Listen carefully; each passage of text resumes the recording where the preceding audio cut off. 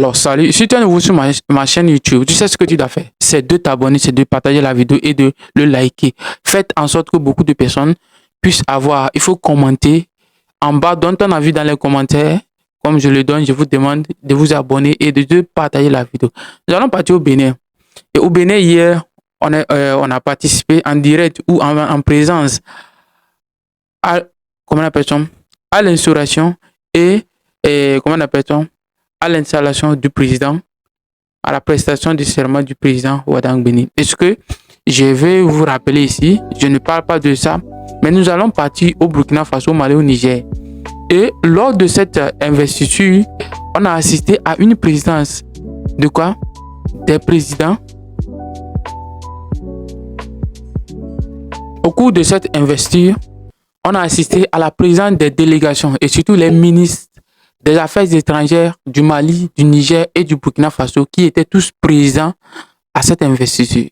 Et la question que tu dois te poser, et moi, je dois me poser, pourquoi ces présidents de l'AES continuent et ont accusé surtout le Mali, et je dis le Mali, le Niger et le Burkina accusent toujours le président Talon d'accueillir l'armée française sur le territoire béninois.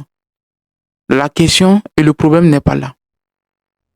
Allons-y voir dans tous les discours du capitaine Ibrahim Traoré et du général Abdelhamid Tchani, il a toujours martelé.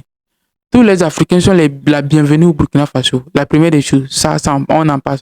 Est-ce que les pays de l'AES réclament ce que ces pays, le Burkina, comment on appelle ça, dont ils accusent?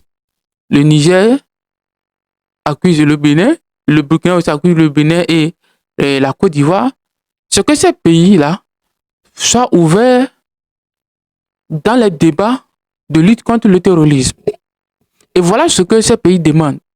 Parce que quand on prend le Burkina Faso, la plupart de ces militaires, de ces personnes qui ont fui dans l'armée, ces politiciens qui ont fui, qui insultent, comment on appelle le Burkina Faso, de qualifier de pays, je ne sais pas, de n'importe quoi, sont au Burkina, ils sont en Côte d'Ivoire. Ils sont bien et belle énergie. On se rappelle en 2014, quand le président, l'ancien président, Blaise Compaoré a été déchu par la rue, il est arrivé en Côte d'Ivoire et au moment où on voulait le poursuivre, comme sa femme était ivoirienne, automatiquement, on l'a nationalisé et on l'a donné quoi? On l'a donné une nationalité ivoirienne. Et maintenant, il est ivoirien, il n'est plus burkinabé. Voilà l'anecdote que beaucoup de personnes, lorsqu'on parle, on viendra vous critiquer, on viendra vous dire, vous ne savez rien, ne dites rien sur ça. Non, c'est une réalité. On est tous africains. On est obligé ou pas on est obligé de se connecter entre nous pour notre développement. Si les Africains ne vont jamais accepter entre eux d'ouvrir les frontières, d'ouvrir les barrières pour leur développement, ça n'engage que nous, parce que nous demeurons toujours dans cette situation de sous-développement que ces pays nous qualifient. Et voilà une des raisons. Et donc, le président actuel du Bénin, quand il arrivait, quand il était en train d'être élu, au moment de la campagne, il a toujours annoncé que tous ces pays-là seront les bienvenus et il va ouvrir la discussion avec quoi? Avec l'AES, avec surtout le Niger qui a bloqué les frontières depuis plus d'1 an. On t'a vers 2 ans que les frontières Bénin et Niger sont bloquées. Voilà une réalité. Donc, quand on voit la présence des ministres des Affaires étrangères à cette investiture, c'est que quoi? L'AES répond à un principe. Le principe de communauté africaine.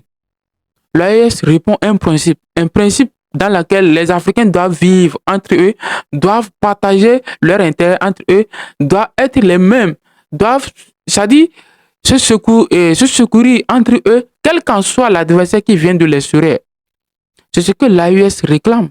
On ne réclame pas la tête de quelqu'un au Bénin ou bien la tête de Alassane Ouattara ou bien je ne sais pas qui.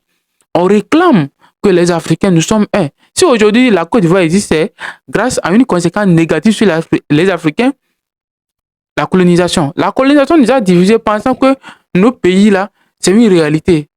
Nos pays, ce n'est pas une réalité parce que ce n'est pas notre chat. Ce n'est pas ce que nous avons décidé. Ce que nous n'avons pas décidé ne peut pas être notre chat et ne peut pas être dans nos intérêts. C'est pour cela que les Africains ont intérêt à se unir. Donc, voyez la réalité, si vous voyez la présence de l'AES, c'est un principe que l'AES, l'Afrique est unique, non indivisible. Voilà les réalités. Abonne-toi.